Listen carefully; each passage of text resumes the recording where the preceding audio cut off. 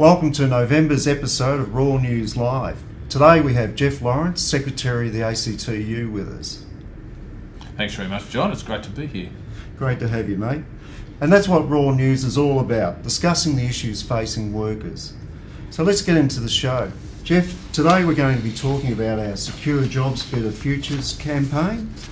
The Senate passed the Clean Energy Future legislation during the week, and there's two things we need your help with: supporting workers in Qantas, and there's a terrible situation in Fiji with human rights, particularly impacting on trade unionists there. Well, let's start with the Secure Jobs, Better Future campaign. First, Jeff, what's been happening with the campaign since it was launched in late September?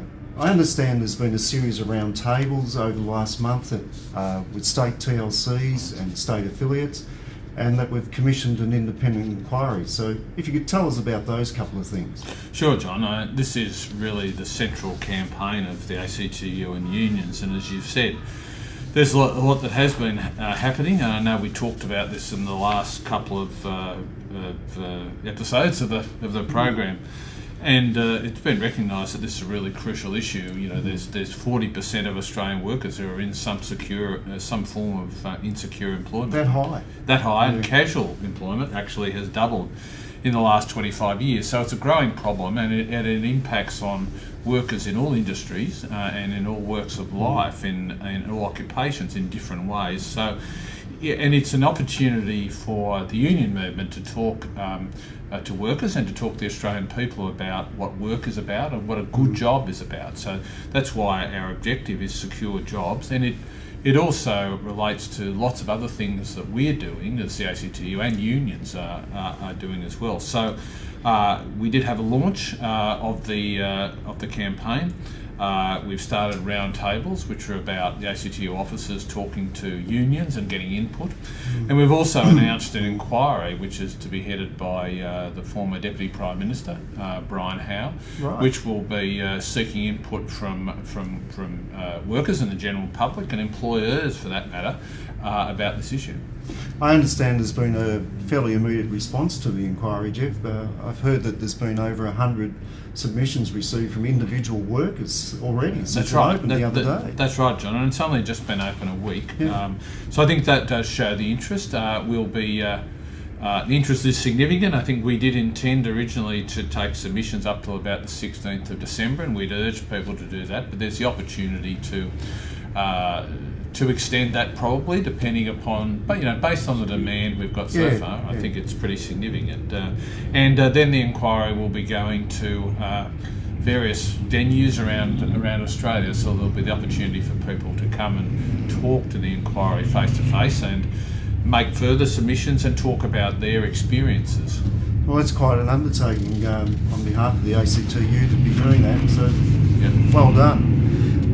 Perhaps now we'll pass on to the Clean Energy Bill, and that passed through the Senate on Tuesday.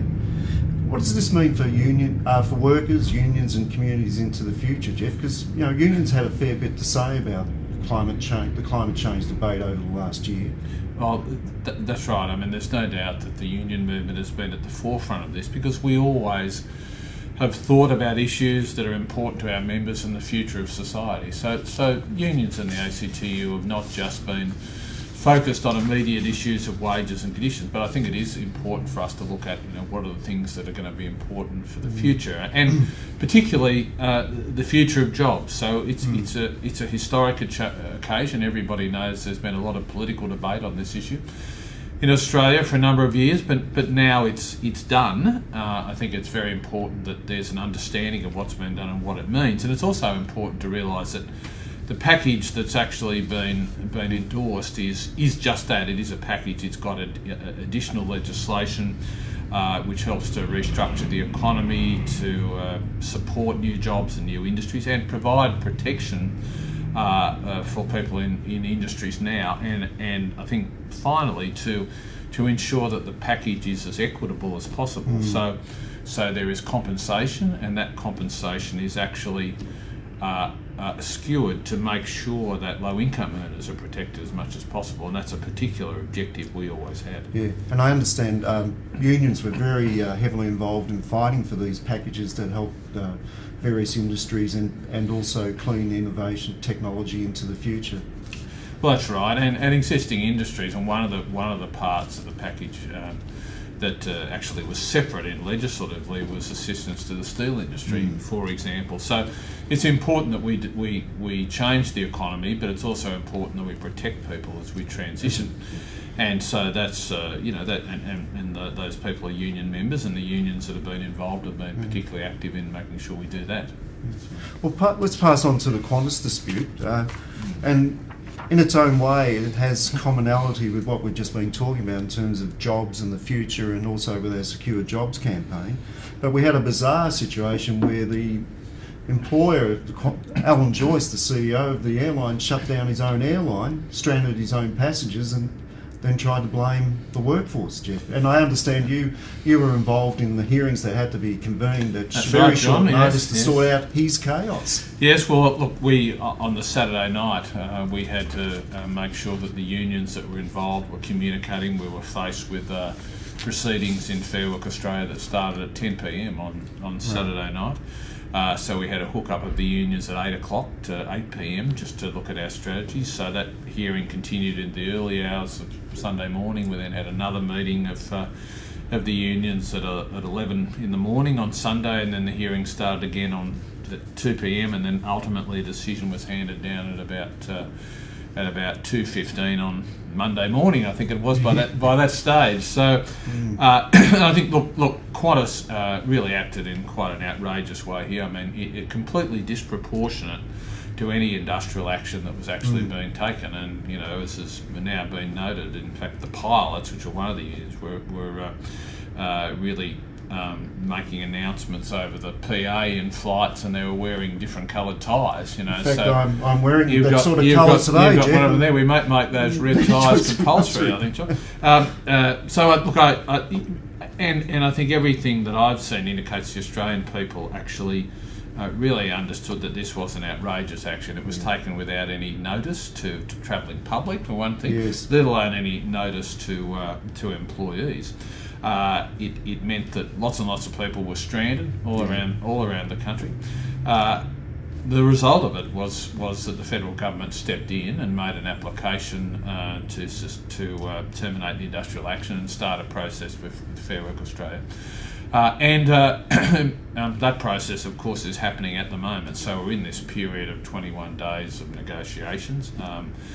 Hopefully there will be agreements that will be entered into, and certainly the unions are trying to do that. That depends on the attitude of Qantas, of course, and ultimately, and then there may well be arbitration. But I think it raises a number of issues. I mean, the issues that workers and unions in Qantas are pursuing are really relevant to our Secure Jobs campaign. That's what I understand. Yes. We talked about before, because it goes to issues around outsourcing and around the use of the various company structures that Qantas have established, and the question of the future of those jobs and the outsourcing of them are really important questions, and it's crucial that unions be able to negotiate about those things and to campaign around those things, and that's what we're doing.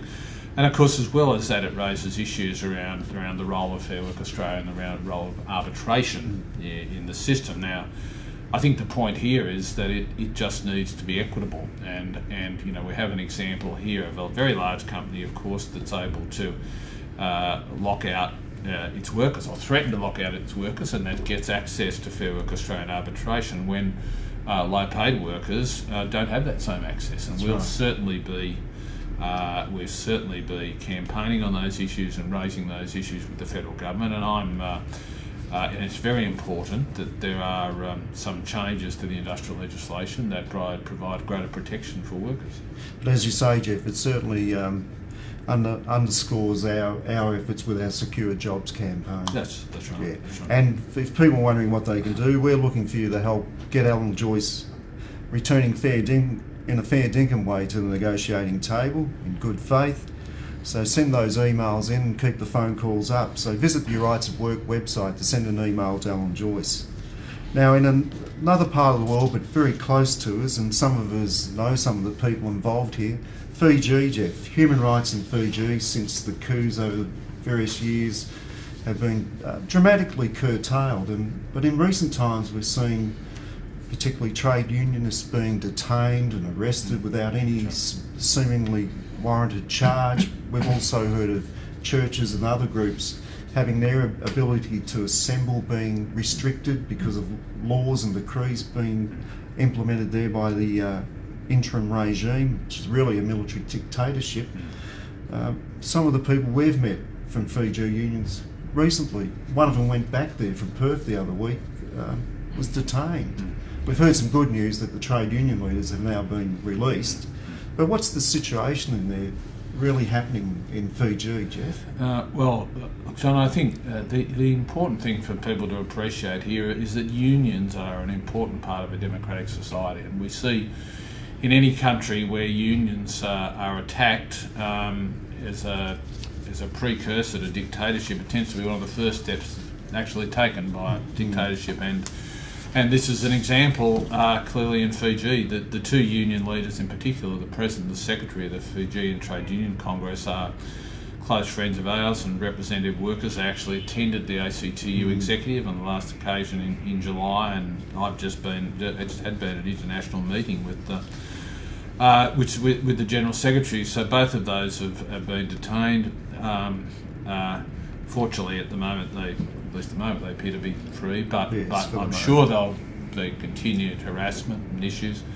And very importantly, there's a whole lot of draconian legislation by decree, actually, that's been passed that actually restricts the rights of workers. I mean, the rights of workers, the ability of unions to do their job, and it just shows how important unions are to democracy, and we need to be part of a campaign that pushes back here, and the struggle for human rights, for democratic rights all around the world is core business for unions.